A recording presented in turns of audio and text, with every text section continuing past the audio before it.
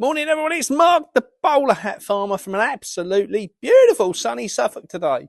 Not well. There's a few, Look, I mean, let's look up there. Look, you couldn't make it up. They're everywhere. Anyway, listen. Quick catch up because I had a very distressing phone call this morning with my fruit and veg wholesale company for our wholesale side, and talking to the sales guy and going through prices and things. Now things are going up. And just to give you an idea of how prices are going to rocket in the UK in the coming weeks. So just be warned on this for fruit and veg prices. And I say this, so this section's to the public, okay? So tomatoes last week, wholesale price £9 a box. This week, £15.50. Now, this is down to two things. One, the Spanish stuff, Spain's washed out. They've got lots and lots and lots of rain there at the moment. I think weather manipulated rain because of the areas it's falling on. Horrendous amounts of rain.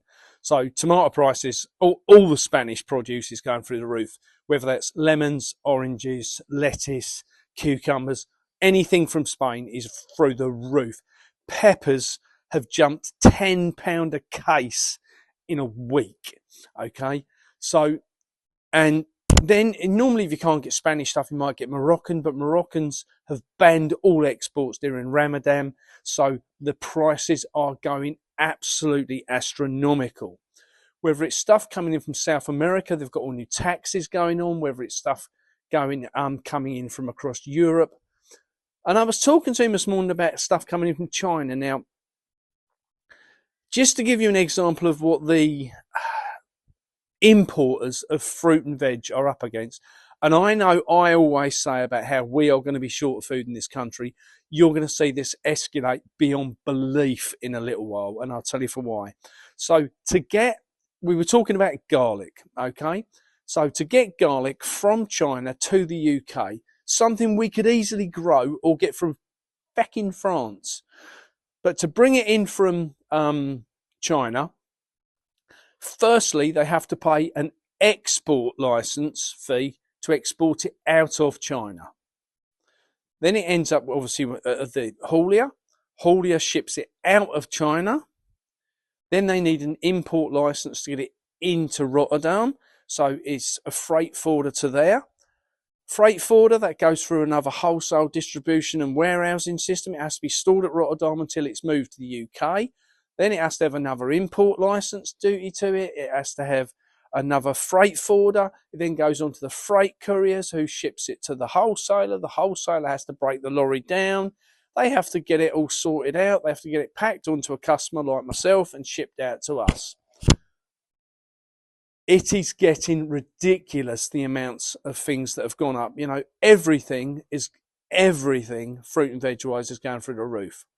Now, that's for the customers.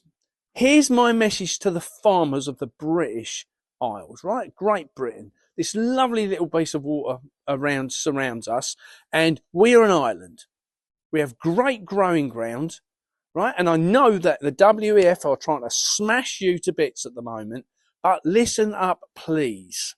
Because if the British farmers do not step in and start producing more food, we are going to be completely, totally, and utterly fecked. Okay? So, my message to British farmers, and here's an example. Years ago, a box of cabbages used to be worth £2.50. A box of cabbages wholesale now is £8.50. Right? There's the difference. There's money in growing food in this country. Lots of farmers are disappointed they're going to lose their subsidies. I agree, and I understand why they were put in place. You are beholden to that government every time you accept them payments. It is time for you guys to start looking at the bottom line and start looking at what you can produce so that we can eat affordably, seasonally, and the most important bit in this is financially, what we can afford to eat. There's a lot of people on the breadline in this country already, and it's going to get a lot worse. April the 1st, when the national insurance contribution changes, it changes every aspect of our lives across this country. And we are in for a massive, massive kicking as a country, as the the economics in the country. Guys, get ready because it is about to get rough. I cannot emphasize this enough. Now, interestingly, I've had several calls from farmers across the country over the last few days talking about food production and food sovereignty, and farmers are starting to wake up. So I will say to the public, the British farmers will come good on this if they're given the opportunity. The concern I have is to change from growing wheat, barley, oats, rape and oilseed and everything else. They need to get seed.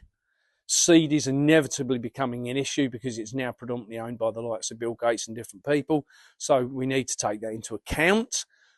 Farmers, if you're going to start looking at growing other stuff, you need to be in a position of starting thinking about that now. We're now coming into an amazing point in the growing season. Our world now comes to life in the UK to start growing stuff.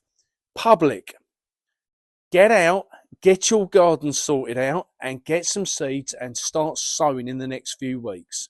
I cannot emphasize that enough. Food is about to get very difficult to get, and it's going to be worth an absolute fortune.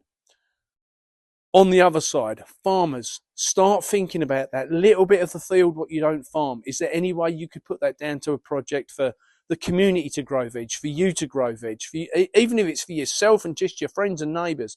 We are in for a shit show, guys, and I cannot emphasise this enough. We've really got to step our game up on producing food. Guys, I'm sorry it's a bit of a down one today. We are off to Swindon for the weekend. We're off to Cheltenham for the weekend.